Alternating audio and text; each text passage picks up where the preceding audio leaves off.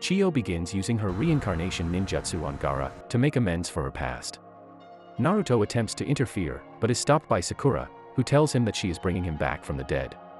Neji believes that such a convenient jutsu must come at a personal cost. Chiyo is unable to successfully resurrect Gaara due to her low chakra levels. Naruto, however, offers his own chakra. Chiyo recalls Kakashi's remarks on Naruto, a Jinchuriki like Gaara, he is the only one who understands Gaara's pain and suffering, hence his intense desire to save Gaara. Using Naruto's chakra to supplement her technique, she tells him that his power to make friends with anyone will result in him being a Hokage the world has yet to see the likes of. She also tells Sakura that one day she will surpass Tsunade. Chiyo hopes for a brighter future for both Sand Village and Konoha, a future where both Naruto and Gaara together will make sure that the world is not like how it was in Chiyo's time. She remarks that everything she has done for the Sand her whole life has been wrong, and that resurrecting Gaara is the only thing she has done right. Gaara's spirit returns to his body, as he sees himself as a younger child crying all alone.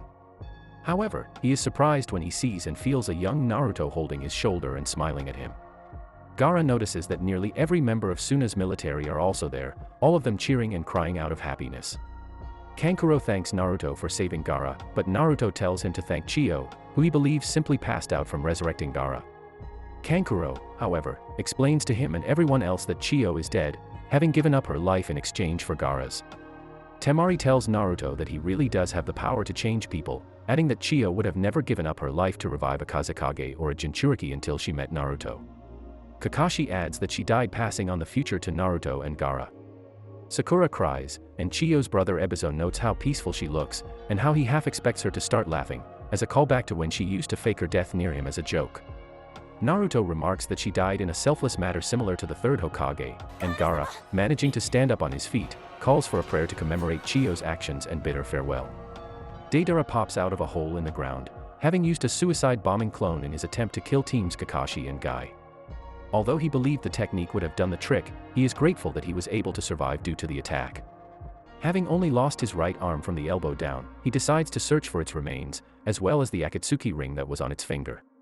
Back at the Akatsuki hideout, Zetsu arrives to scope out the aftermath of Sasori's battle, with his subordinate Tobi in tow.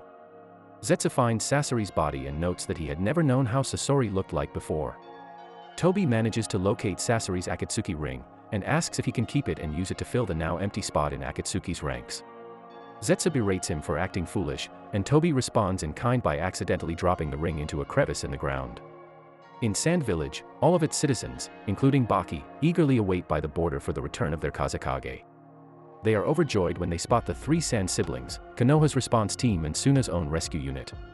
The citizens of Suna cheerfully celebrate the successful recovery of their leader. Gaara decides to let Chiyo's corpse be carried into the village first, as a sign of respect. As Gaara resumes office, Baki and Temari attempt to persuade Naruto and the others to stay in the village for a day or two, in order to recover and recuperate from their wounds. Kakashi and Sakura tell them that they must return and report to Tsunade regarding the completion of their mission. A report is sent in advance by Takamaru to Konoha, however the fates of Deidara and Sasori are omitted by Kakashi, who wishes to discuss it in person instead. With that, the Konoha shinobi depart back home, although not before stopping and paying their respects at Chiyo's grave. During their walk back to the village, Tenten pressures Guy to hurry up, who is lagging behind supporting Kakashi. Not wanting the others to wait for him, he tosses Kakashi in the air, placing his own backpack on his front and catching Kakashi in a piggyback fashion, which the others, especially Naruto and Sakura, find uncomfortable. Carrying Kakashi on his back, Guy uses his speed to run past them, telling them to catch up. Lee attempts to do the same with Neji, but the latter flat out refuses. In Konoha, Shizune receives the mission report from Suna and reports its success to Tsunade. Shizune expresses her concern over Tsunade's decision to send Naruto to engage against the Akatsuki, especially since Naruto, as a Jinchuriki, is a target of the Akatsuki.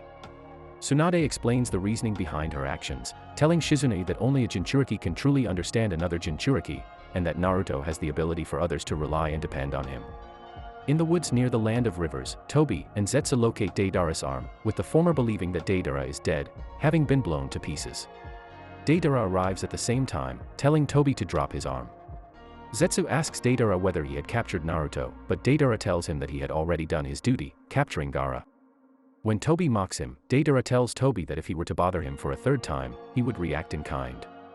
Tobi asks whether Deidara would proceed to blow him up, Zetsu responds that his reply counts as a third infraction, prompting Deidara to put Toby in a neck hold using his legs. In Konoha, a mysterious old man tells his pupil that he has arranged for him to be placed in Team Kakashi, with his mission being to keep an eye on Naruto Uzumaki. The man tells his pupil that from this moment onward, until the completion of his mission, his name is to be Sai.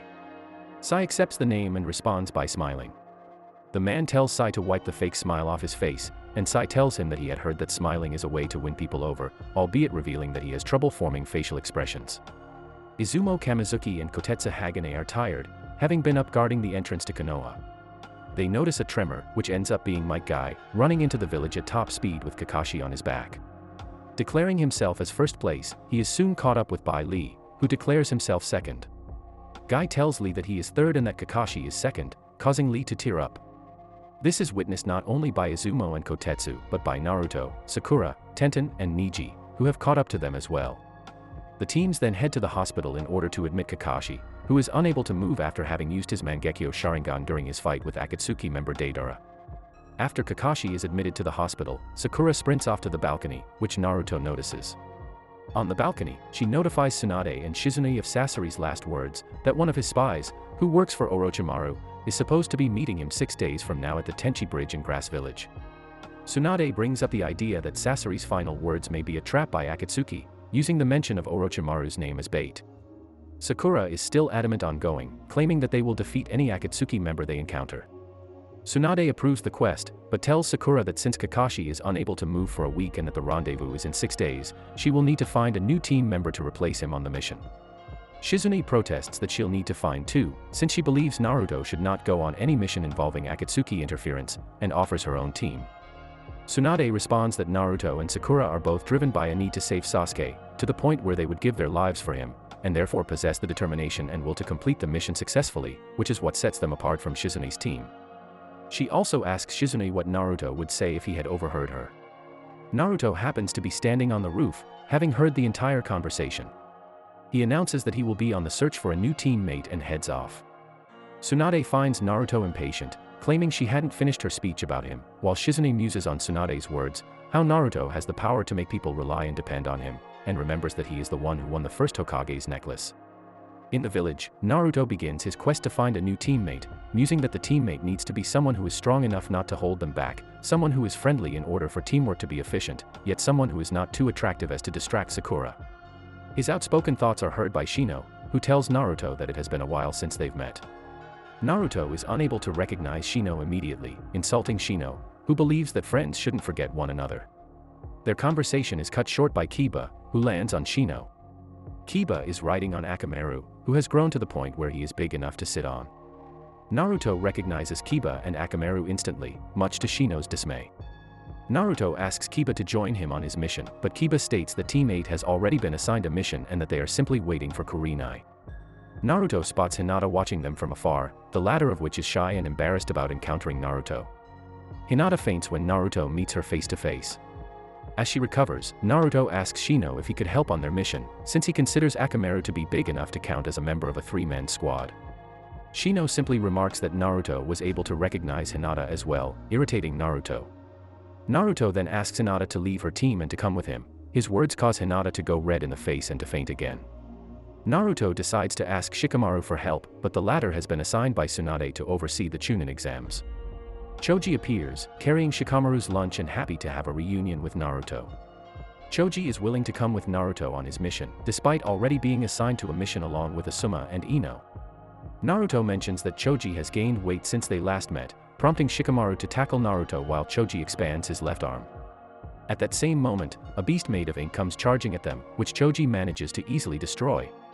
The attack seems to come from a Konoha shinobi, Sai, who is watching the trio from afar. Shikamaru decides to hold Sai in place with his shadow imitation technique, and tells Naruto to handle the situation. Naruto heads towards Sai, only for Sai to paint 6 more beasts and bring them to life, sending them towards Naruto.